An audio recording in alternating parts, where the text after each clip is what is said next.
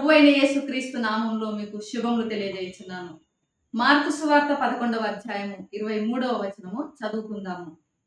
ఎవడైనను ఈ కొండను చూచి నీవు ఎత్తబడి సముద్రంలో పడవేయబడుమని చెప్పి తన మనస్సులో సందేహింపక తాను చెప్పినది జరుగునని నమ్మిన ఎడల వాడు చెప్పినది జరుగునని మీతో నిశ్చయంగా చెప్పుచున్నాను. ఈ మాటలు యేసు ప్రభువుల వారు తన శిష్యులతో తెలియజేస్తున్నారు. ఇక్కడ ఒక మాటను చూస్తున్నాము, కొండ. ఈ కొండలు చాలా పెద్దగా ఉంటాయి. వాటిని కదిలించడం అనేది అసాధ్యం. మానవ శక్తితో అది కదిలించలేము. కొన్నిసార్లు యంత్రాలను వాడి కదిలించవచ్చునేమో కానీ మానవ శక్తితో ఎంత మాత్రం కూడా కదిలించలేము. అంత పెద్దవి అన్నమాట కొండలు. మరి కొండలను కూడా ఈ కొండను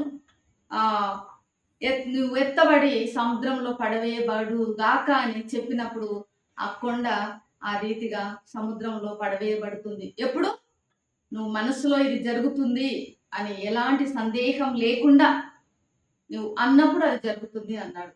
అంటే ఇక్కడ యేసు ప్రభువుల వారు ఆ రోజున మరి కొండ గురించి ఎందుకు మాట్లాడుతున్నారు అని మనం కొంత అవగాహన చేసుకున్నట్లయితే ఆ రోజున జరిగినటువంటి మరి సంఘటనలు మనము చూడవలసి ఉంటుంది. యేసు ప్రభువుల వారు ఆదివారంన యెరూషలేములోనికి జయప్రవేశం చేసినాడు. గాడిద పైన యజమానిగా కూర్చున్నాడు. రాజుగా యెరూషలేముకి మరి ఆయన ప్రవేశించాడు. అలానే ప్రజల యొక్క స్వాగతమును మెస్సియాగా, దావీదు కుమారునిగా ఆయన అందుకున్నాడు. దేవాలయంలో రూకలు మార్చుతున్న వారి బల్లలను పడద్రోశాడు. అలానే ఆకలితో ఉండి మరి అంజూరపు చెట్టు యొద్దకు వెళ్ళినప్పుడు దానిపైన లేదా ఆ చెట్టు పైన ఎలాంటి ఫలములు మరి ఆయనకు కనబడనందున దాన్ని నిక్షేపించాడు. మరునాడు మరి పేతురు ఆ చెట్టు ఆ రీతిగా ఉదయంన యేసు ప్రభువుల వారు శపించారు. మరి వెంటనే అది ఎండిపోయింది. పేతురు తిరిగి వస్తున్నప్పుడు అడిగాడు.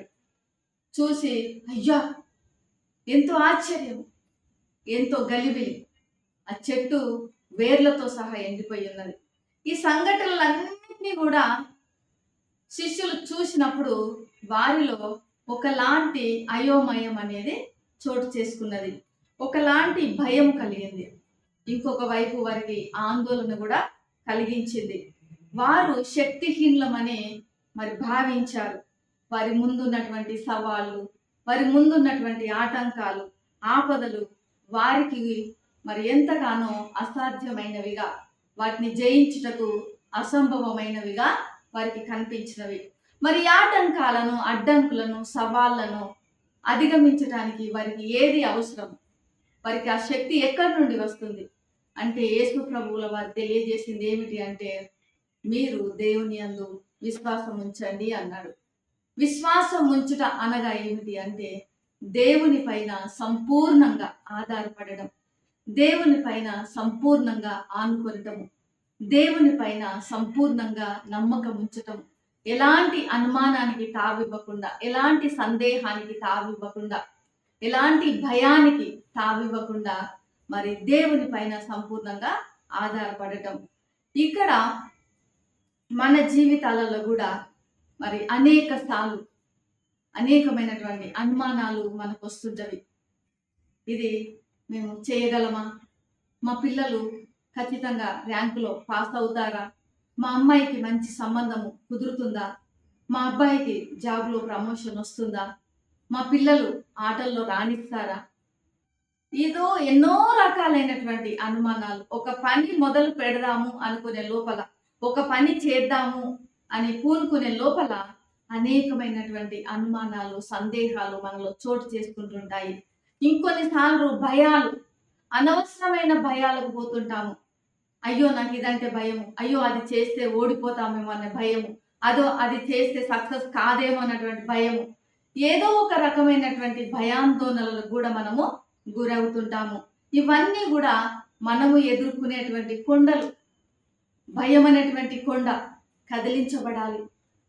అనుమానమైనటువంటి కొండ కదిలించబడాలి. సందేహం అనేటువంటి కొండ కదిలించబడాలి. మరి ఇవన్నీ కదిలించబడాలి అంటే మనం చేయవలసింది ఏమిటి అంటే కేవలము దేవుని యందు విశ్వాసం ఉంచుట. ఎందుకంటే మన దేవుడు సృష్టికర్త. ఆయన మాట మాత్రం సెలవిస్తే మరి సమస్త సృష్టి మరి ఉనికిలోనికి వచ్చింది. వెలుగు కలుగును గాక అన్నాడు, అంతే. వెలుగు మరి కలిగింది. చీకటి మాయమై ప్రకాశవంతమైన వెలుగు అనేది ఈ విశ్వం అంతటిని నింపింది. మన యొక్క హృదయంలో ఉన్నటువంటి ఆ పాపం అనే గాఢాంధకారం, పాపం అనే చీకటిని కూడా యేసు ప్రభువుల వారు తన రక్షణ వెలుగుతో పారద్రోలినాడు. మరి ఆ వెలుగే క్రీస్తు ద్వారా దేవుని జ్ఞానమును తెలుసుకొనుటకు మనకు సహాయం చేయుచున్నది. దేవుని మహిమపరచుటకు మనకు సహాయం చేయుచున్నది.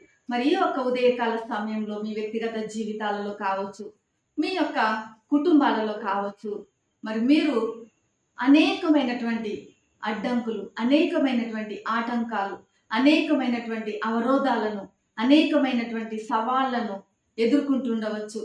మరి ఈ సవాళ్ళనే కొండలు, ఆర్థిక పరిస్థితులు అనేటువంటి కొండలు, అనారోగ్య పరిస్థితులు అనేటువంటి కొండలు, అనుమానాలనే కొండలు, భయాలనే కొండలు కదిలించబడాలి.